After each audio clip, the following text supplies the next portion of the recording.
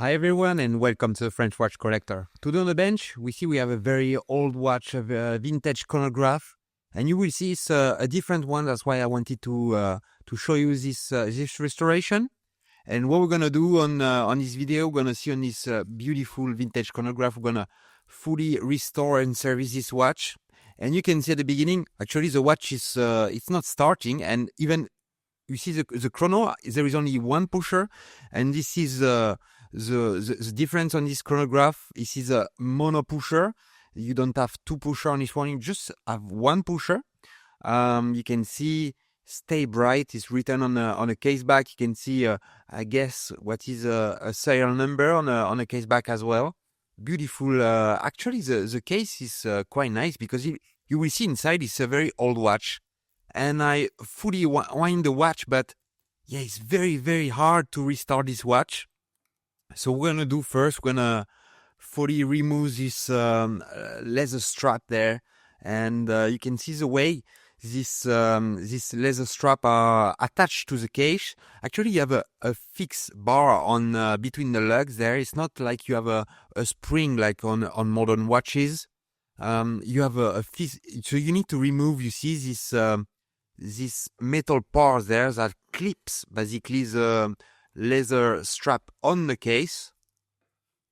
And you can see actually the leather is not that bad, and it looks like it's even, you see, it's fully stitched, like it's fully stitched to the on both sides of this leather strap there. So you see cutting the stitch there, and I should be able to remove this leather, but it's really hard.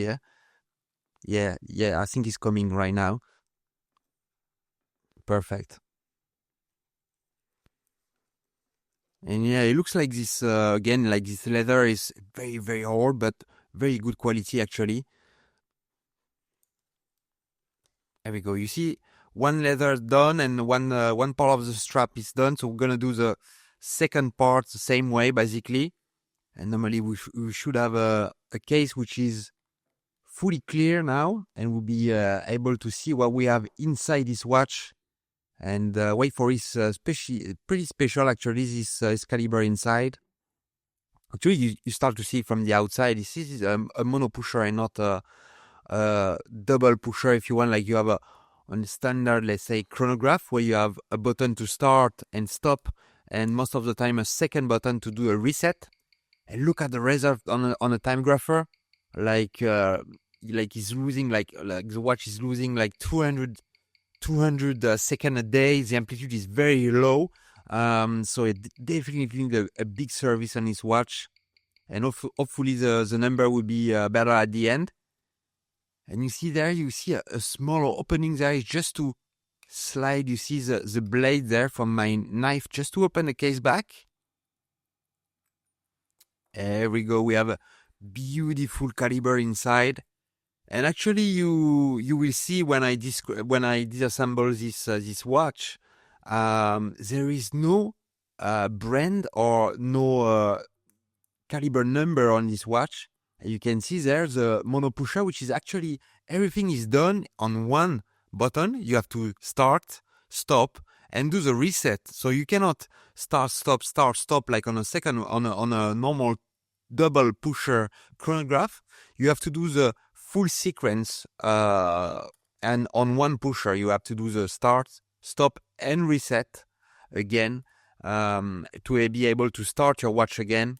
So yeah, that's a disadvantage on a monopusher, but you see even there the chronograph is not starting. You see the clutch there, which I'm touching with my tweezers, is not engaging with the chronograph wheel in the center.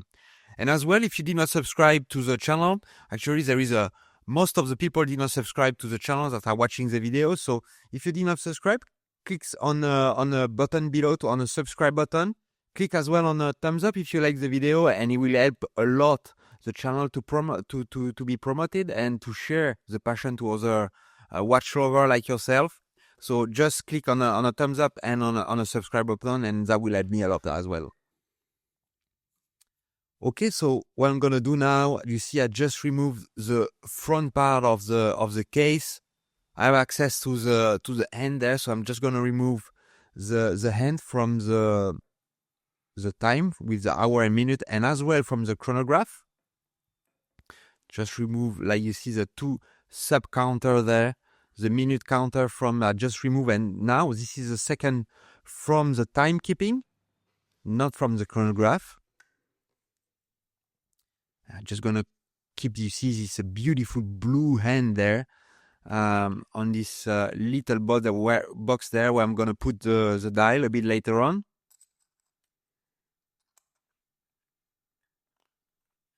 Perfect. Okay, so now I just need to remove, you see, two screws which are keeping the caliber in position inside the case. So I'm just going to remove these two screws there. And normally we should be able to remove the caliber from the case, pressing from the back, and it should come from the front, from the dial side. And one more thing, I need to remove as well the winding stem with the crown. I'm just going to use one of my screwdriver there just to unscrew a couple of turns. And I should be able to remove the winding stem there. And now we can remove the caliber. You see, attached with the monopusher there. Here we go. Obviously, we'll do a full cleaning as well on a case a bit later on the video. But now, basically, the next step will be to fully disassemble this caliber, starting by removing the dial. And you see, I'm unscrewing, you see, this dial fit screw there, which are keeping the fit from the dial in position. And I'm gently lifting, you see, the dial from the watch now is fully released. And I love the dial as well. I love the patina on this vintage chronograph. Obviously, it got damaged with a bit of humidity, and this watch you will see is probably about a watch from the 40s or the 30s. And obviously on this vintage chronograph there is no sealing on a pusher, sealing on a case back. So yeah, probably some humidity and water got some damage on the dial, but it gives it a very nice character on this watch.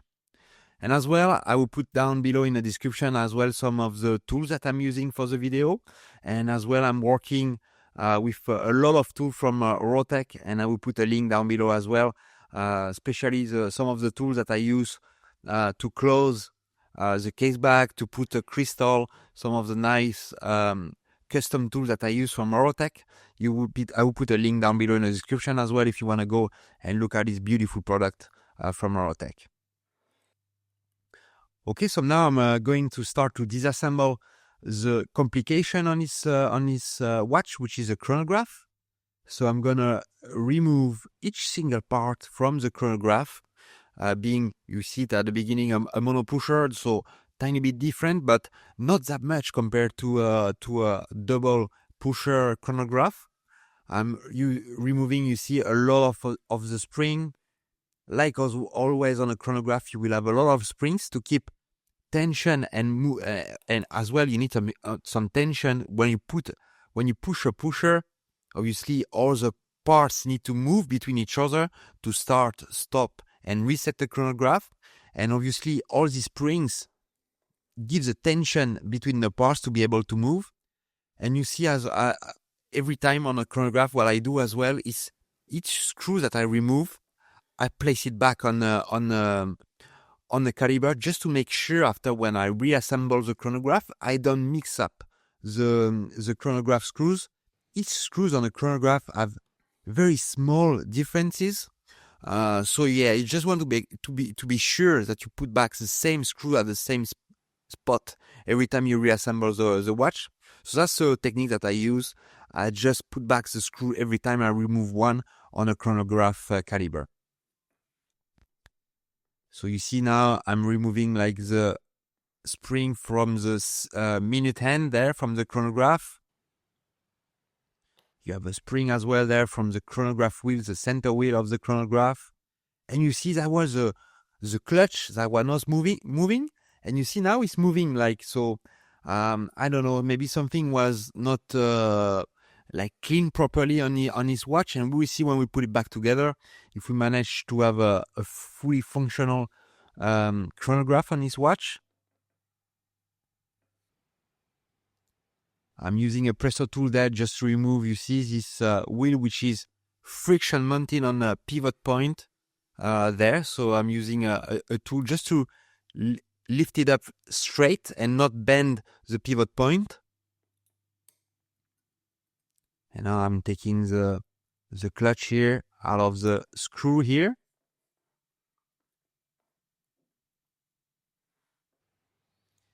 And there is still a couple of parts you see there on the chronograph, and one of them as well that we will remove almost at the end. It is the column wheel. So this is a column wheel chronograph as well, which is always something that I like on a chronograph, because it's like an indication of being a nice caliber. Obviously, a column wheel chronograph caliber is always more difficult because the part is very difficult to make, and as well it gave a very nice feedback when you the click when you push on a monopusher, or on this one being or if you have a double pusher is the same for when you have a column wheel. It always gives a good feedback when you feel the click on a pusher.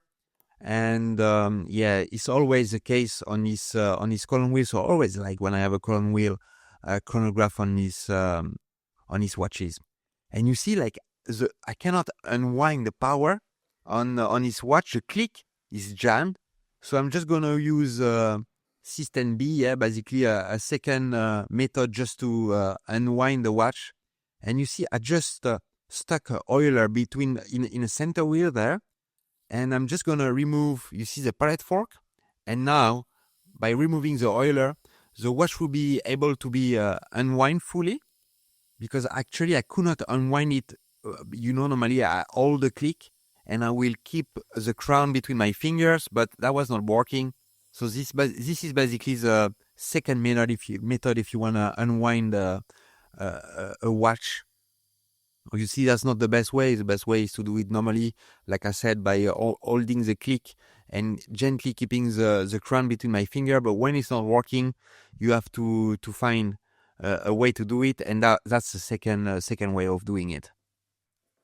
Okay, I'm just checking the end shake there. You see if there is not too much play from top to bottom between the jewels there of each pivot point of the wheel. Just checking there as well on the center wheel if there is not too much gap, and actually it's not too bad on this watch. Yeah, not too much wear on the parts, so that's good news. And now that I finished to disassemble the chronograph, I'm just going to disassemble basically what is a normal 3-hand watch, just keeping the time. Gonna remove this bridge there, where basically where you have underneath some of the train of wheel, and you have some of the parts as well underneath with the barrel assembly.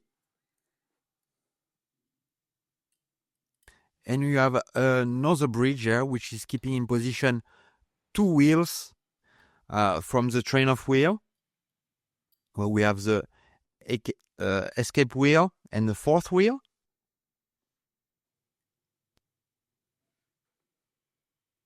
Perfect. So basically and you see on a bench there start to be quite a lot of parts, and look like on this side there is a missing screw there on a setting lever spring. So we have to, just to remember, when we put back this watch, we have to find a screw that will perfectly fit there on this part here. Okay, so now I'm disassembling. You see the keyless work, which is pretty standard on this watch. You have the yoke spring here. I'm just removing, you see, with my tweezer there and my plastic probe, just to make sure it just jump. Just removing the yoke here. Tiny bit tight there on a pivot point, but it should come. There we go, perfect. And we have the setting lever, which is basically kept in position by a screw from on the other side, on the balance side. Just unscrewing there the setting lever, just removing the screw there. And now I can grab the setting lever and the rest of the part. And you see as well the crown is bent as well on the winding stem. So we'll have to adjust that at the end as well. Just need to remember. Just removing, you see one of the jewels there from the balance assembly, which is obviously without any shock system on the balance, which means it's a watch before. I don't remember the exact date when where the shock system got is, I think, around 45 or 47. We have to have the first shock system appeared on the watch, so it means this watch is prior to that, so it's I would say early 40s or maybe even the 30s, so it's quite an old watch. And like I said at the beginning, this watch, there is no marking on the watch. There is no brand. There is no caliber number, except like you see on all the bridge, you have a 46 number, which is engraved on all the parts. And I think this is more a serial number, which is just to make sure when they reassemble the watch, each component was probably made individually, but just to make sure they fit together and they adjusted them together, they just engraved a number on each bridges and each, like for example on the main plate. You can see the number that just, you see there under my finger on my tweezer, the number 46, which is on all the parts from this watch. But we see where I put it back together. I think I found out an information where this caliber is coming from. But if you have any idea and if you want to share on a comment as well, just put your idea as well in a comment down below, and I would be very happy to have your thoughts on this caliber. Just unwind, you see, and remove the mainspring there from the barrel assembly. And what I will do, and what I do now is I will do a pre-clean, you see there, on all the big parts, just to brush and remove the biggest part of the dirt, the oil, the grease on the ruby as well, on the jewels. And obviously all the parts, after we put them, you will see on baskets and they will go inside the cleaning machine. But yeah, we do a kind of a pre-cleaning on this part there.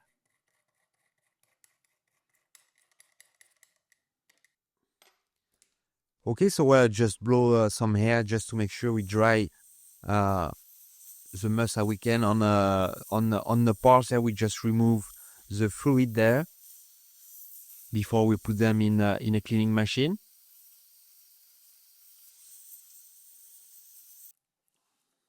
Just gonna polish as well all the pivot points there from the wheels on the train of wheel.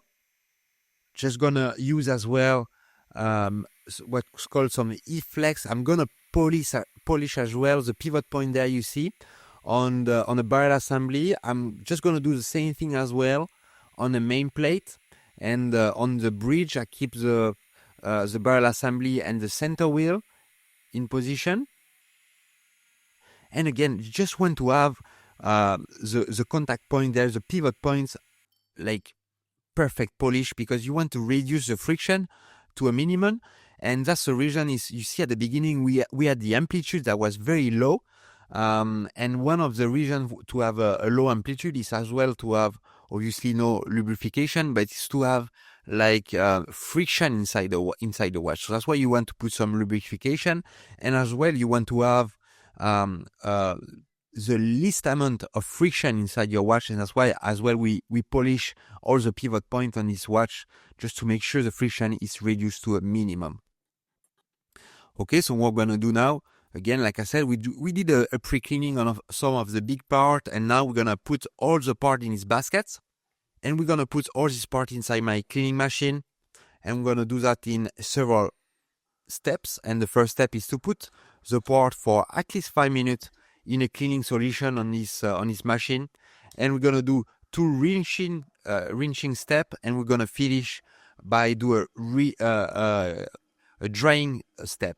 But just to tell you as well during the cleaning that I have a patron page, and I would like to thank my existing patrons. So Jeffrey, Olive, Marcus, Philip, Roger, Matt, David, Shelby, Jan, Cornet, Alan, David, Tony, Tim, and Gregory. Thank you so much, guys, for supporting my channel. But yeah, if you want to go as well and support my channel, that will help me a lot as well, because it takes a lot of time and a lot of effort to share this video, and I love to do it with you. And as well, if you want to go on my description, you will find the Patreon link. And if you want to go and promote my channel and help my channel, you can go there. And this will help me a lot as well to promote my channel, and as well to do better content as well on for you on my channel. So thank you in advance if you wanna support my channel on my Patreon, link down below in the description. Okay, so now that the parts are clean, what still need to be done is all the parts from the case. So I'm just gonna clean them inside my Elma ultrasonic machine, just to keep them for 15 minutes, just to make sure as well all the case parts are fully clean. And when we are ready to reassemble the caliber, the case will be fully clean. Again, like we said, there was no indication on this caliber. I don't know what's the brand, what's the caliber number, so I don't know what's the mainspring that's used on this part. So I want to put a brand new mainspring. So what I'm doing now, I'm using this tool just to measure. This is a precise tool, you see, to measure. You see on my mainspring. So I'm going to use the thickness, the depth, and the length on the mainspring. And this is a very important tool, you know, to measure precisely the length. This is on my ruler, but the depth and the thickness on the mainspring. And with this indication, I'm just gonna go on online and found mainsprings that fit next to this measurement. And we see at the end I found a new mainspring, and we see if the result is okay on this watch. Okay, so what I'm gonna do now, because this is not, like I said at the beginning, this is not a shock. There is not a shock system on this watch. So what we're gonna do, we have to disassemble the balance assembly just to have access to the jewel. You see, you have two screws underneath there. So I have to remove the balance wheel with the air spring on it. I need to get access to this screw there. And now we have access to the jewel which is underneath. So we're gonna finish to clean this jewel there with a bit of horological here.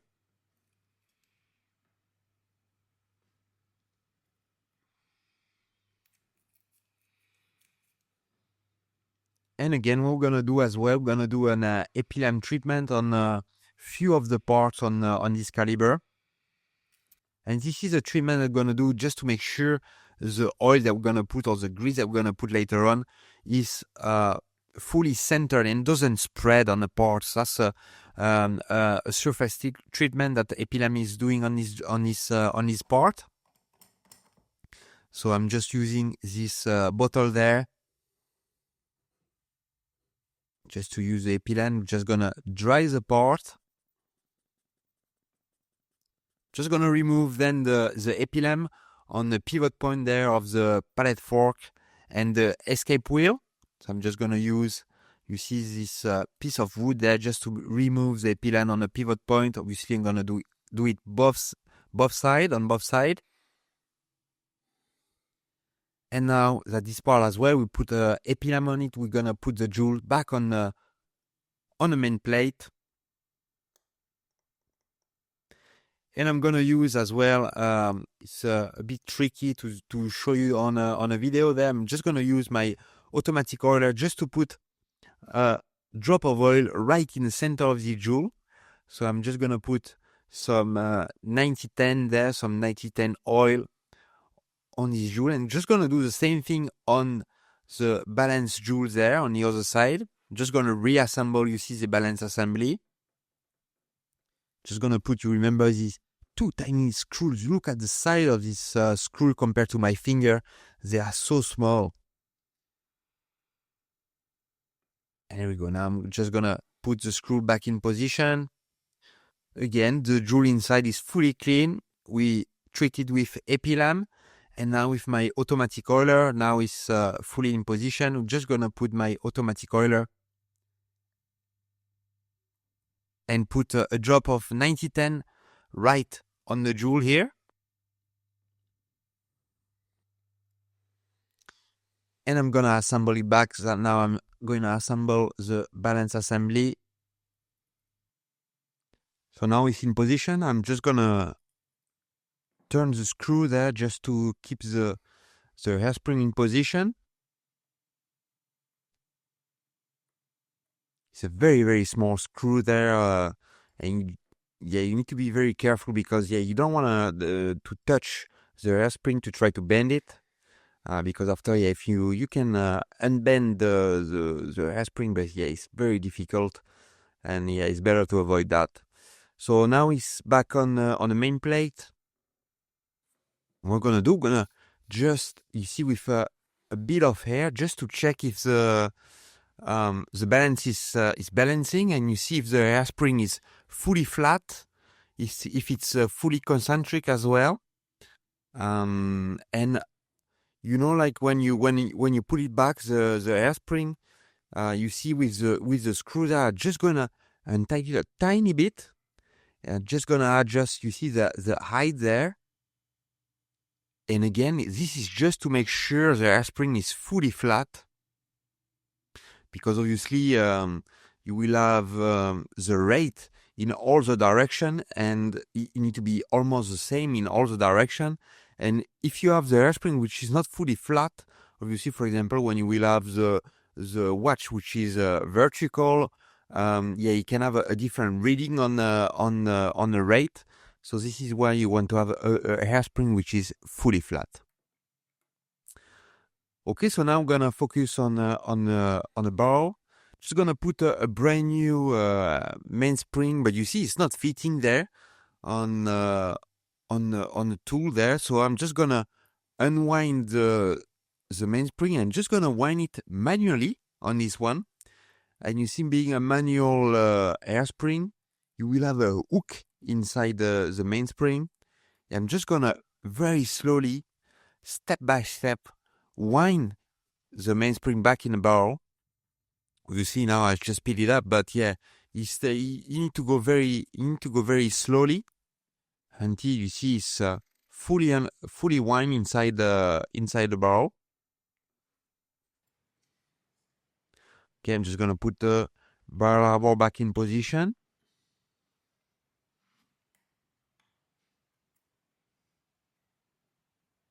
Just gonna align the hole there and just slide it in.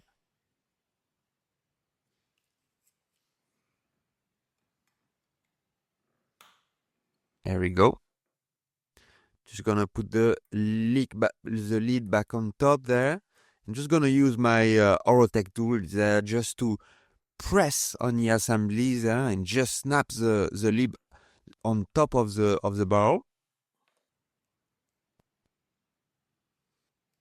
And basically what we're gonna do as well on the reassembly of this watch, every pivot point, every point which is metal against metal, we're gonna lubricate with some oil. You see I'm using my automatic oiler there with some 9104, which is a medium viscosity oil that I'm putting on this part there, on this pivot point. Again, like we already said, it's just to reduce the friction to a minimum, and as well to avoid the part to wear between each other, because obviously the friction will wear the part, the metal. You will have some metal flake that will appear as well inside the caliber, and that can cause some issues on accuracy of the watch. So that's why we want to reduce the friction and that the part can move freely between each other. And as well, because later we're gonna reassemble as well the chronograph caliber. You want the chronograph to work, and as well when you push on a pusher, you want to have the chronograph that have a nice feel when you start, stop, and reset your chronograph. And what we're going to do now, we're going to reassemble basically the timekeeping on the watch. Put the barrel assemblies that we reassemble with the new mainspring inside. And now I'm putting, you see, I'm aligning all the train of wheel, each wheel, the pivot points of the bottom of each wheel on the jewel there. Putting, you see, again, some oil there on the pivot point of the center wheel.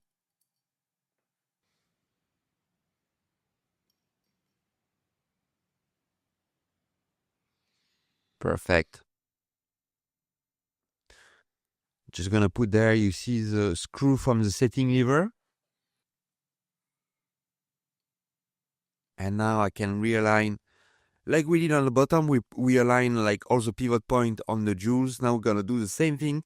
We're gonna align the pivot point on the top side. And you see I'm just tapping, you see my holders there just to make some vibration and to have the parts falling in position. Okay, and just now now everything is aligned. I'm just securing everything with the screws here. I'm just going to do the same thing with this bridge. Just aligning, you see the pivot point, which is a extended pivot on the chronograph wheel here. We're going to put the chronograph wheel later on. And you see here, I need to align the escape wheel.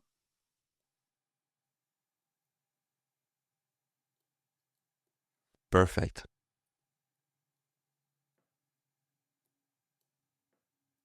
And you see as well on this caliber, like we said, there is no indication on this caliber, but look how much cleaner it is compared to when we got a watch.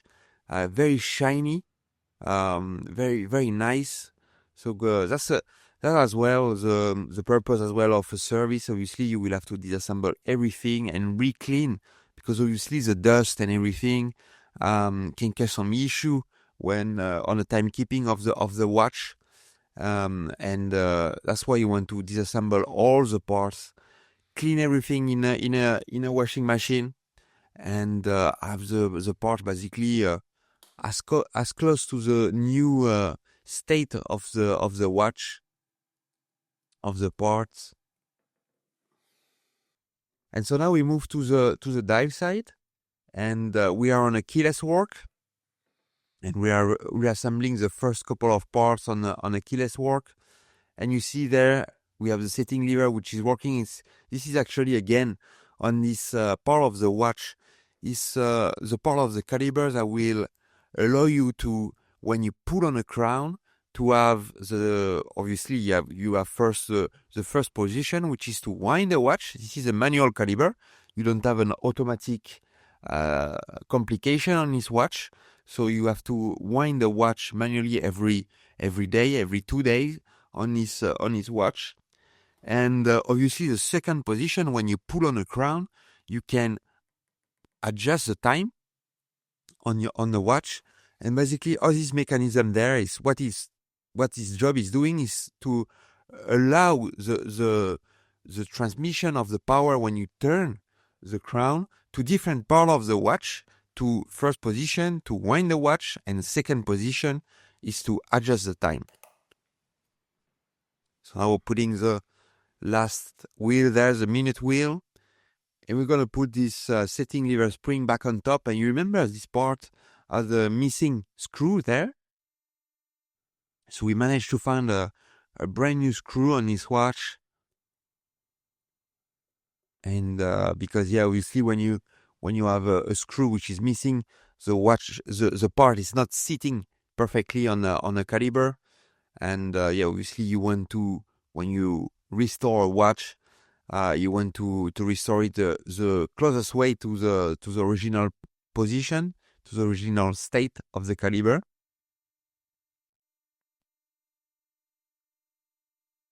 Okay, so now I'm back on the dial side, and we're gonna put the escape wheel back in position. Again, we're gonna line it with the jewel back on the bottom and on top as well.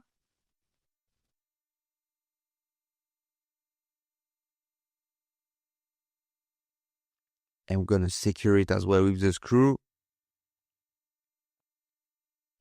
Just gonna wind the watch a tiny bit just to give some tension on the mechanism, and when the tension is on, we'll see normally the pallet fork need to click as always a test to do to see if the power is coming from the mainspring to the pallet fork. You see there is clicking left and right. So when that is done, we move to the microscope, and we're gonna, you see, just put a drop of grease there on the jewel, on the existing jewel of the pallet fork, and this is gonna lubricate. You see, 5 teeth at a time on the escape wheel. Gonna do that 3 times. So this is, I'm doing the second time where I'm putting a drop of oil or more. This is a type of grease that you want to lubricate the escape wheel there. And obviously as well on the microscope, we're gonna lubricate each pivot point there. You see on the barrel arbor, this is all the train of gear, all the jewels on the train of gear. Perfect. And obviously you need to put different type of oil. You will have some medium and some low viscosity on a different pivot point. So depending on where it is and what is basically the speed that you have on the parts, you need to have a different viscosity on the pivot point. And when it's done, we're gonna put back the balance assembly there and see if the watch want to start again. And there we go. You see, I just did a quick impulse on with a sharp movement on a balance wheel, and just started. So perfect. Now we can put a screw and put it back in position. So now we have a watch which is fully assembled with basically, we have a standard watch with a timekeeping on it. So basically, if we put the dial with 3 hands, with to have the time on the watch will work perfectly. But obviously on this watch we have an extra complication, which is the chronograph. So what we're gonna do now, we're gonna reassemble the chronograph complication, starting by the column wheel. And remember, I told you this is a brain. This is the main part of the chronograph. Basically, this part, this wheel, will make all the parts of the chronograph work together to start, stop, and reset the chronograph. So this is a very important and very key of the parts of the chronograph.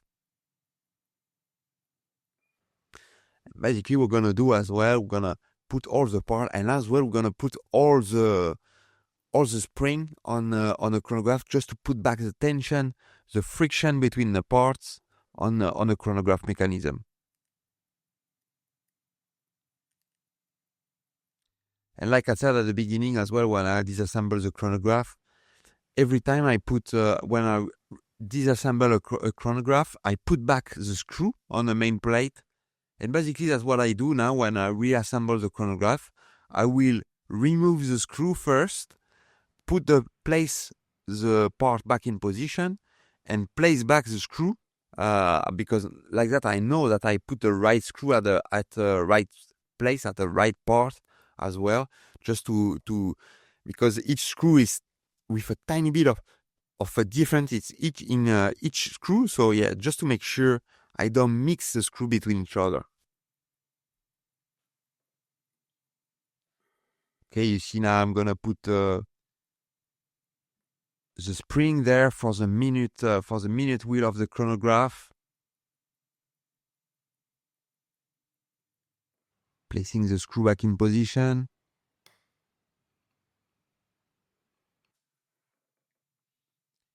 And again, here we have a big kind of a rod that go around. You see the caliber, and this is to connect the information between the pusher to the column wheel. You see, and when you push the pusher, it will give the information to the column wheel. And like I said, the column wheel is the brain of the chronograph, and this will make the column wheel rotate, and all the parts in a chronograph will move around the column wheel. And this is how, again, like when you will push a pusher, you will start.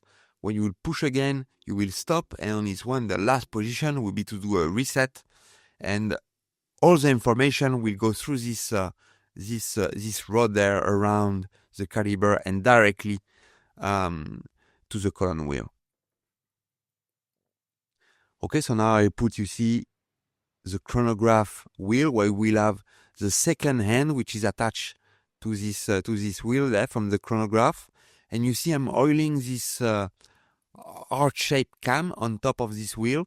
And these cam are very important because actually they will allow you to do a zero to reset when you want to reset the wheel, to reset the chronograph. This will allow you to do the zero to the same position every time. And this is where you have on this cam shape there, you see this heart shape on the cam. You will have a flat hand, and you will see later we put a part that we call the hammer. You will reset the wheels, so the second wheel on this one and the minute wheel as well on the chronograph, back to zero. So that's when you want to have the heart shape, which is with a nice lubrication on it, just to make sure the zero and the hammer come back to the same position every time you reset the chronograph. And okay, now basically we're gonna put the hammer. This is a hammer, and you see you will have a flat hand on each side to hit the second wheel and the minute wheel of the chronograph. And again, it's all the spring that will give the tension on the hammer to come and hit the chronograph wheel and the minute wheel on his chrono. And when it's in position, you see I will lubricate again. You see the flat bit there will come and hit the cam. And again, like I told you, we'll have to put this spring. You see, this is a spring that I put some grease on it as well, just to put the tension on the hammer. And every time I will put I will push a pusher just to do a nice reset. We'll have the spring that will come and make the hammer move against the chronograph wheel. You see there? You see the movement on the part when you start, stop now, and reset. Boom, you see the reset when the hammer come and hit the wheel. Okay, and so now one of the main part as well of the chronograph, which is the clutch. And this part will be used to engage and disengage, so basically to start and stop the chronograph. And this is a very important part, because this is what we call a horizontal, on this case, clutch. So this part will transmit the power from the train of wheel, which is always running. Obviously, this is a timekeeping, and will connect the movement on the wheels from the train of wheel to the chronograph wheels. So basically, when you want to start the chronograph, you will have the clutch, which is engaging the wheels, the moving wheels, to the chronograph wheel. And when you want to stop, it will disengage the information to the chronograph wheel. You will see. So we just put a spring there just to keep the tension. And this is a chronograph wheel which is always running. And you will see now, disengage. And when you push, engage again. Now we have a reset actually, because this is a monopusher. We're gonna allow the height as well. And you see now, you see the chronograph wheel in the center which is turning. So it means the clutch just engaged. And we will see now as well, we'll have a finger, and we should see the minute end, the minute chronograph wheel, and clack. We have a movement as well on a chronograph minute wheel that I just jumped. And we'll see the stop here. and we have the clutch which disengage and a reset. So basically we have the chronograph which is fully working now.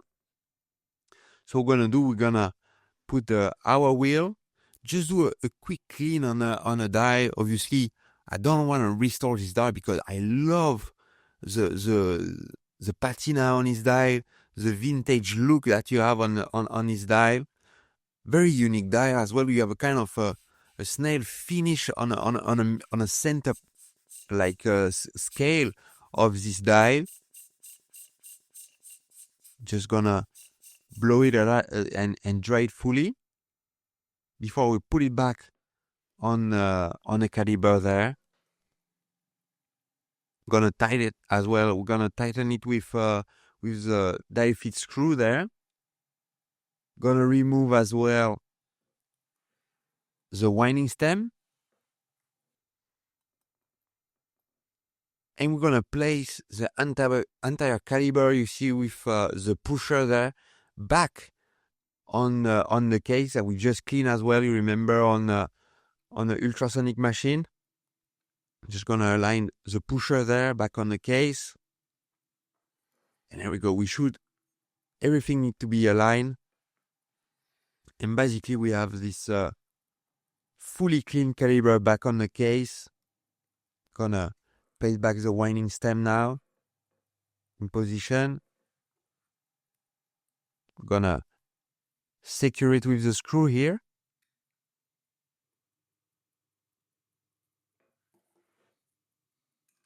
And again, we're just gonna put this screw which keep the caliber back in position inside the caliber, inside the case.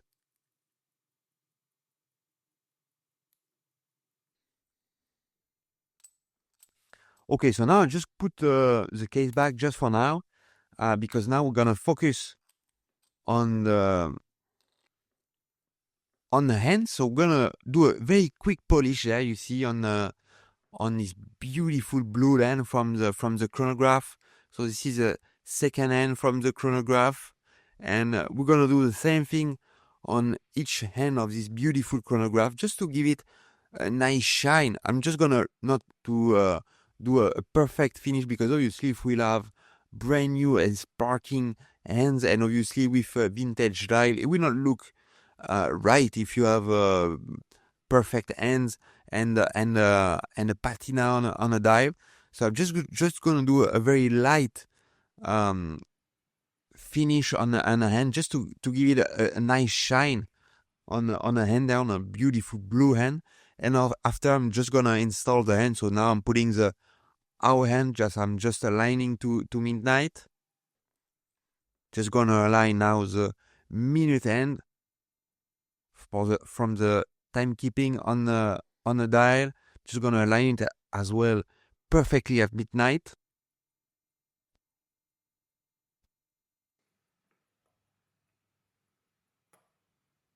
There we go.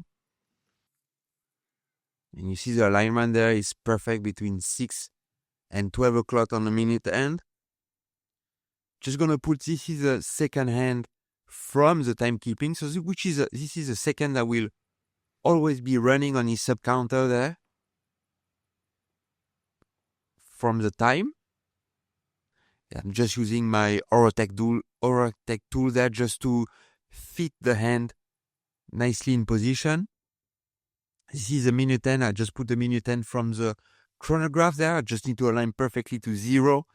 And we're gonna do the same thing on the last hand, which is a second hand from the chronograph. Just gonna align it perfectly to 0, which is 12 o'clock from the chronograph. And just gonna use my Orotech tool just to press it in position. Perfect.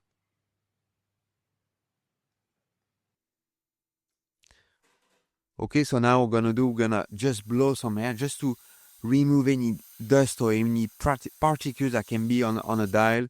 Just gonna do the same thing on a crystal. We're just gonna vacuum all the dust, which is the inside part of the crystal, and we don't want to have any particle between the crystal and the dial there. because obviously after it will be fully closed. So normally it will be even if it's not a watch which is watertight, it's fully closed. So we don't want to have any particle going inside the case. And we're going to do now as well, we're going to adjust. Remember, the crown was a bit bent, so we're going to use this vise there just to keep the waning stem in position, and I'm just going to adjust ever so slightly the crown and try to make it as flat as possible. Perfect. We're just going to now place it back on the caliber. And you see now as well, I'm going to adjust the chronograph. And when you want to have between these teeth, you see, you want to have 50 to 75% of engagement between the teeth. And you see there is maybe an engagement of 10-20% there maximum. So that's not enough. And basically what you have on a chronograph, you will have some screw like this one, which are used to adjust the parts in a chronograph. So I'm just going to rotate it ever so slightly, and you see now the engagement between the teeth is much better. We are like closer to 50 to 75% engagement between the teeth there, so that's perfect. And as well, after we're gonna check if the engagement and between, you will see you'll have the finger there on a chronograph wheel that will make the minute wheel. You see the finger which is coming there, and make the wheel turn. We have a very nice jump there on the minute wheel of the chronograph, so that's perfect. And now we can close the case back. Beautiful case on his watch. We're gonna put a brand new leather strap on his watch. And remember, it was like some fixed bar on his watch. We need to use.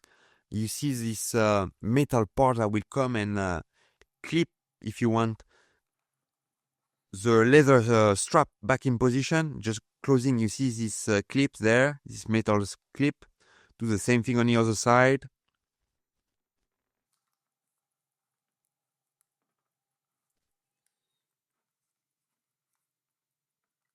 Just very aligning, you see this clip in position, and just pressing on them just to close them. There we go, perfect. And let's check if the chronograph is working perfectly. Just gonna go a bit faster there, and you see the minute hand, which is as well jumping every time he goes through midnight or to the zero position on the chronograph. And we should press it again and do a nice reset. Perfect. You see the chronograph, very nice, perfectly working. We need demagnetize the watch there, and we see the time result on a time grapher. But first, I would like to tell you that I have my own website, so you put a link down below in the description, and as well I will put a link on the top right corner of this video. You can go there, and actually this watch will be for sale on my website. I'm selling a lot of the watch that I restore on this video, so you can go on my website and see and you can buy this beautiful chronograph. And as well, if you want to send me your watch to be serviced, you can go there as well and contact me on my website, and I will be very happy to work on your watch. And you see the result on a time grapher. Look at the amplitude went up. I think it was around 120, 130 degree of amplitude. You see the rate is just losing few seconds a day from a beautiful watch which is from the 40s, more than 80 years old. We have a perfect watch which is running again. Look at this beauty. Again, this watch is for sale on my website. And if you want to go there and as well contact me and send me your watch for service, there is no problem. I hope you like this video, and I see you next time for my next project. Bye bye.